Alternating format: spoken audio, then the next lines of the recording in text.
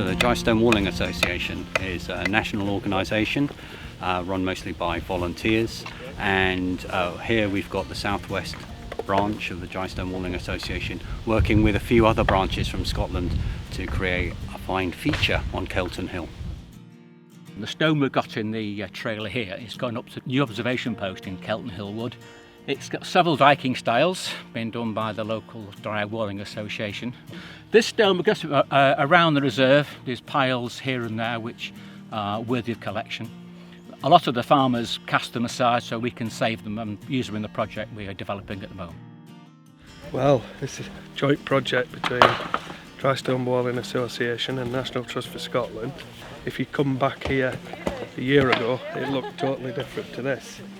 Between myself, volunteers for National Trust for Scotland, Lothian group and my local group, we cleared all this area and shipped in all the stone. And as you can see, it's creating an absolutely fantastic feature up in Kelton Hill Wood. The Galloway Glens has really enjoyed working with the Dry Stone Walling Association and National Trust on this project. In 2017 we undertook a big study up and down the valley called the Landscape Character Assessment, and we're looking here at what is it that makes the Galloway landscape unique. And field boundaries, or dykes, came up as a really strong point. We've been learning today about Galloway Dykes and the Galloway Levellers as well, which is a fascinating historical perspective. So it's been really good to explore this idea a bit further about why are dykes important to the landscape, why are dry stone walls important to the landscape, and what is it that makes the Galloway Dykes special. So this is a viewpoint, and it's the perfect place for a viewpoint to tell the story of Dry Stone Dyke.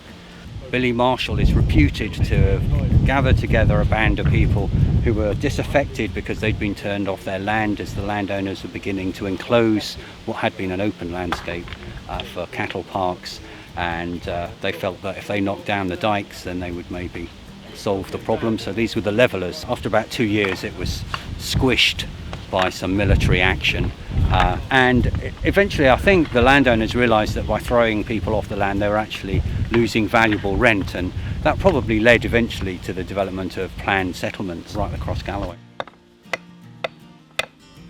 So we're going to be trying to show what the different styles that are local to this area. They are a single dyke, which is made from boulders which go right from one side to the other all the way up. A double dyke, which is more of the traditional type, which has almost two walls being built but then tied together with through stones and cover stones and heartening in between. And then the Galloway dyke, which is peculiar to this area, although it has spread all over Scotland, and that goes against the sort of what you would normally think, because it's double dyke at the bottom and single dyke at the top, so small stones at the bottom and big stones at the top. Well, it's an example of a Galloway hedge, but it's been severely chopped. So normally you can see here where the hawthorn grows up higher, so it gives height to the dyke. So the thinking was that on this side, this is stock proof here, but on this side, it's because it's retaining, there's no real room. Stock could easily jump over, so the hedge would grow up and give it extra height. But from a wildlife and conservation point of view, a dry stone dyke is a habitat in itself, and it supports a lot of life. Lichens, mosses, invertebrates, small mammals, you know, it's perfect. But in my mind, you come up into a woodland, you've got this brilliant space, and then looking out over onto this absolutely magnificent view, and people can just stay here and contemplate, relax. You've got the woodland around you, you've got nesting kestrels in the area, you've got kites, ravens, all sorts of wildlife. You can just spend all day here. So we encourage people to become members of the Dry Stone Walling Association, just to support the good work that they do, but also because you can take part in dry stone diking events like this and actually make a difference. Because dry stone walls are a really important part of the character of our landscape, and the stones are an expression of the geology beneath, but also the rural agriculture of the area, and of course the rural skills of the area as well. Without the volunteers, especially these guys doing the work today, we couldn't have got this done.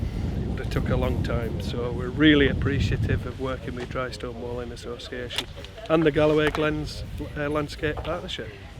Absolute thanks to National Trust for Scotland and the South West Scotland Dry Stone Walling Association for working with the Galloway Glens on this project. It's been really nice to see volunteers taking part and also the beneficiaries when the work is complete.